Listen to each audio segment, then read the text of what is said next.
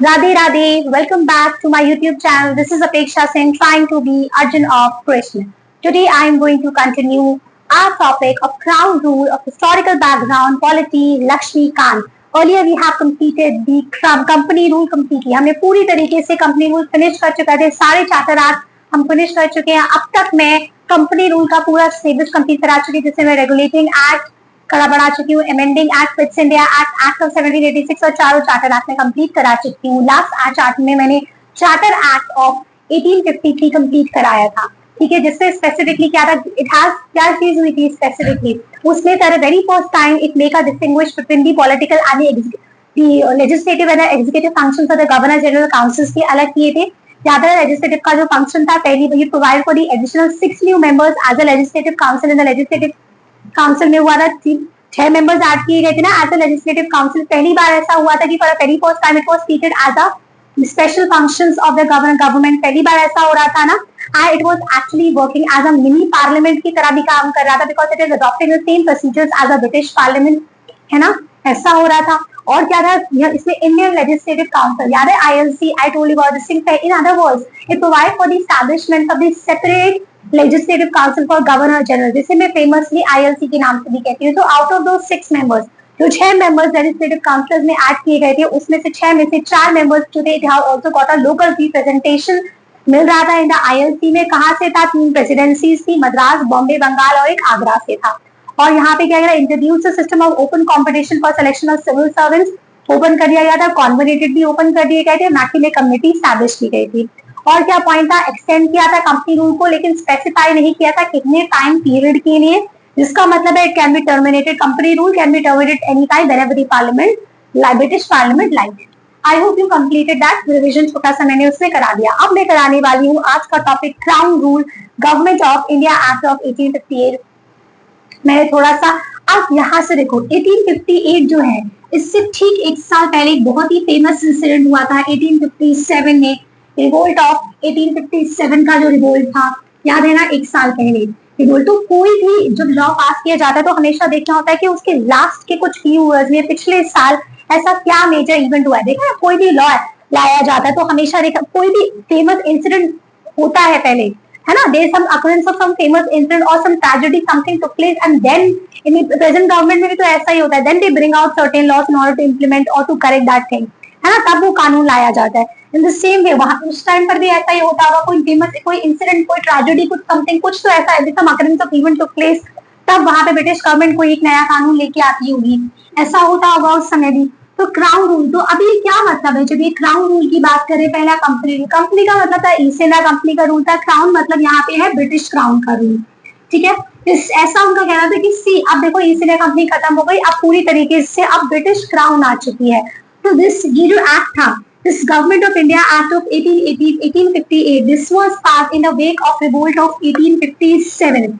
ठीक है, in the revolt of 1857 के दौरान पास, इसको ध्यान में रखते हुए पास किया गया था, which is also known as the first war of independence, जिसे मैं फर्स्ट वॉर ऑफ इंडिपेंडेंस के नाम से भी जानती हूँ. Also the sepoy mutiny, famously known as sepoy mutiny. ठीक है, इस एक्ट को मैं act for the good governance of India के नाम से भी जानती हूँ. एक तो रिवोल्ट ऑफ 1857 के दौरान ये पास किया गया था, उसको ध्यान में रखते हुए इस एक्ट को, क्योंकि उनको ये चीज रियलाइज हो गई थी 1857 में इतना बड़ा रिवोल्ट हुआ है, जो हुआ है, तो उनको एक चीज तो समझ आ गई थी कि इंडियंस को कंट्रोल करना या इंडियंस के ऊपर ऐसे दबाव की, ये पावरफुल तो है, इनको कमजोर समझना बस अब हमारी गलती होगी. ब्रिटिशर्स को ये चीज समझ आ गई थी कि अब इंडियंस कमजोर नहीं रह गए हैं, तो अब हमें कुछ करना पड़ेगा. तो उन्होंने कहा कि ठीक है, व्हाट डिड दिस, तो उन्होंने कहा देखो हम आपके भले के लिए, टर्म से समझ में आ रहा है, act for the good governance, अच्छी गवर्नेंस के लिए, हम भारत की अच्छी गवर्नेंस के लिए हम ये एक्ट लेके आ रहे हैं. जब 1857 का रिवोल्ट हुआ तो उससे उन्होंने कहा कि act for the good governance of India, जिसमें उन्होंने क्या किया, they have abolished this east India company, जिसमें उन्होंने कहा, क्या कहा, उन्होंने कहा कि ईस्ट इंडिया कंपनी जो थी उसको अबॉलिश किया, and then they transfer the power of territories के revenues to the British crown, और सारी ताकत जो थी वो ब्रिटिश क्राउन को ट्रांसफर कर दी. उन्होंने कहा कि सी, बिकॉज उन्होंने क्या बोला ब्रिटिशर्स ने, ये ईस्ट इंडिया कंपनी की वजह से they have introduce so much, उन्होंने ऐसा सब कुछ किया, देखो इसलिए रिवोल्ट हुआ, लेकिन अब ईस्ट इंडिया कंपनी नहीं रूल करेगी, अब ब्रिटिश क्राउन जो है गवर्नमेंट वो रूल करेगी. वी हैव बीन डूइंग, और वो सिर्फ पोर्ट्रे कर रहे थे that we are doing the things in favour of you, हम आपके लिए, आपकी भलाई के लिए चीज कर रहे हैं, आपके गुड गवर्नेंस के लिए कर रहे हैं। तो ऐसा हुआ, they abolish East India Company और transfer all the power of territory revenue to the British crown को ट्रांसफर कर दी गई। This actually took place. अब क्या होगा, यहाँ पे ये होना शुरू हुआ। तो इसमें अब क्या किया उन्होंने कहा, सी अब I told you earlier also this thing, जब भी कुछ मेजर इवेंट लेके आते हैं वो हमेशा डेजिग्नेशन चेंज कर देते हैं, कुछ नहीं, ठीक है। तो इन्होंने क्या किया, सबसे पहली चीज they designated the governor general of India में इन्होंने वायसराय ऑफ इंडिया बना दिया। क्या किया, गवर्नर जनरल ऑफ इंडिया में इन्होंने वायसराय ऑफ इंडिया बना दी, भारत का वायसराय बना दिया।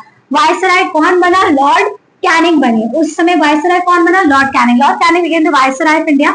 और ये जो वायसराय होगा ये डायरेक्ट रिप्रेजेंटेशन था किसका, ब्रिटिश क्राउन का, right. So this viceroy he was the direct representation of the British crown, ऐसा उन्होंने ये कहा, ठीक है। End of course give them responsibility, authority, उनको कुछ ताकत दी। तो क्या किया सबसे पहले उन्होंने यहाँ पे, so they have said it India henceforth, उनका साफ साफ ये कहना था कि अब से जो भारत है, India henceforth was to be governed by in the name of his majesty's hires, so they designated the governor general of India, इन्होंने गवर्नर जनरल ऑफ इंडिया को वायसराय ऑफ इंडिया बना दिया। जो कौन बना पहला वायसराय इंडिया का, Lord Canning बने।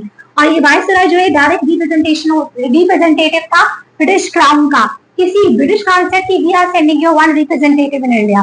दूसरी चीज क्या हुई, सेकंड थिंग यू रिमेंबर, एक ये था सिस्टम ऑफ डबल गवर्नमेंट, याद है आपको कौन से, आप मुझे प्लीज कमेंट पे मेंशन करके बताइए सिस्टम ऑफ डबल गवर्नमेंट कौन से एक्ट में, कंपनी रूल के कौन से एक्ट में सिस्टम ऑफ डबल गवर्नमेंट आया था। Please mention the answers in a comment section, मुझे कमेंट सेक्शन में आंसर मेंशन करके बताइए।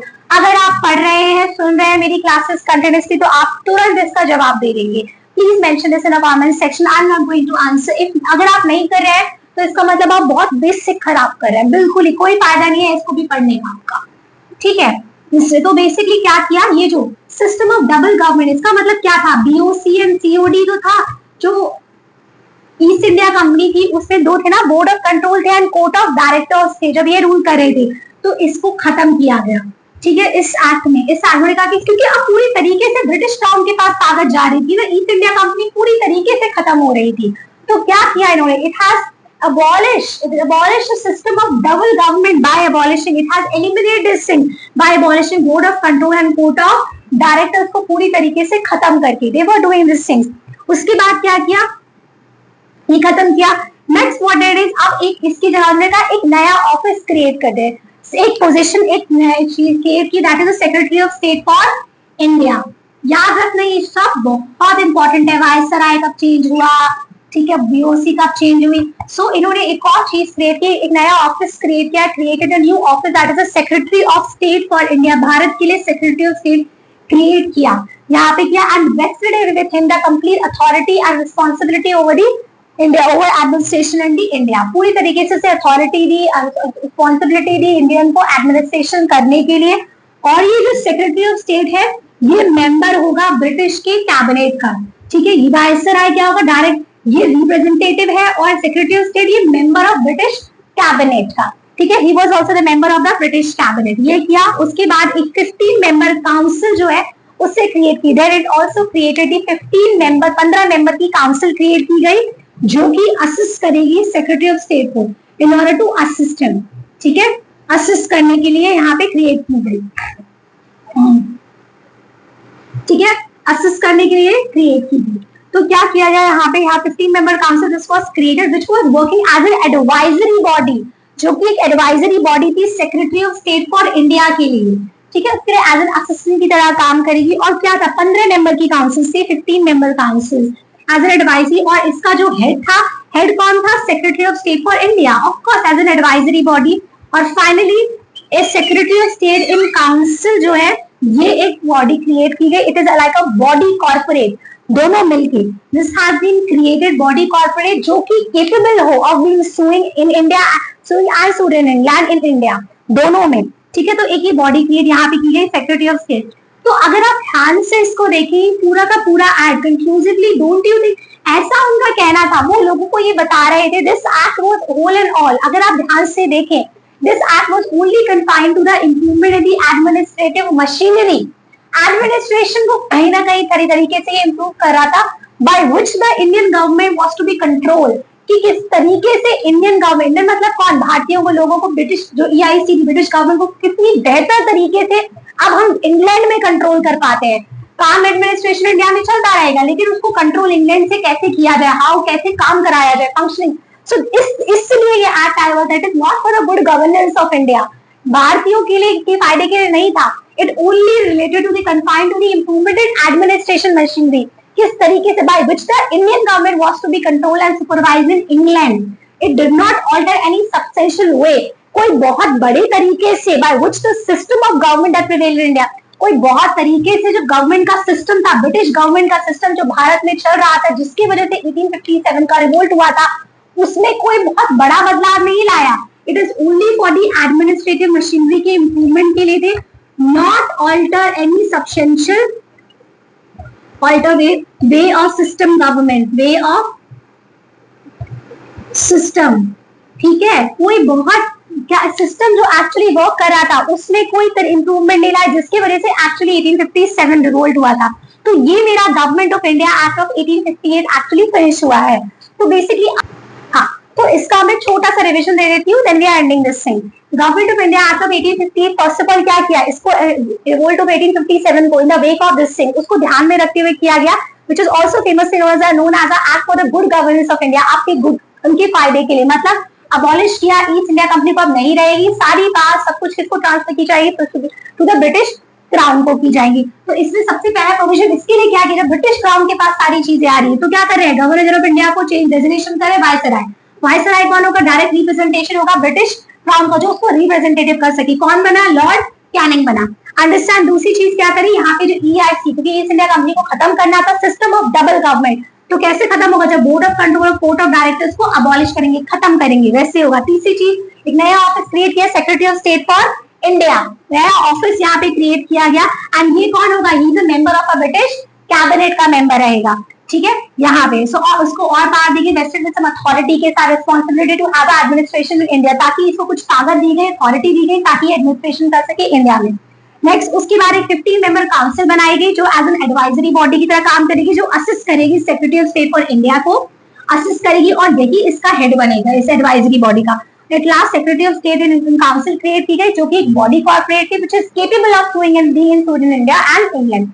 तो ये सिर्फ एक एडमिनिस्ट्रेशन मशीनरी को इम्प्रूवमेंट करने के लिए किया गया था, कि किस तरीके से और बेहतर किस तरीके से हम इंडियन गवर्नमेंट को इंग्लैंड से कंट्रोल कर सकते हैं। It did not alter any the way system prevailed in India, जिस सिस्टम जिसकी वजह से विद्रोह हुआ था 1857 का, उसमें कुछ बदलाव नहीं लाया। Understand this thing. So this is how we are going to end of this act of 1858, government of India act of 1858।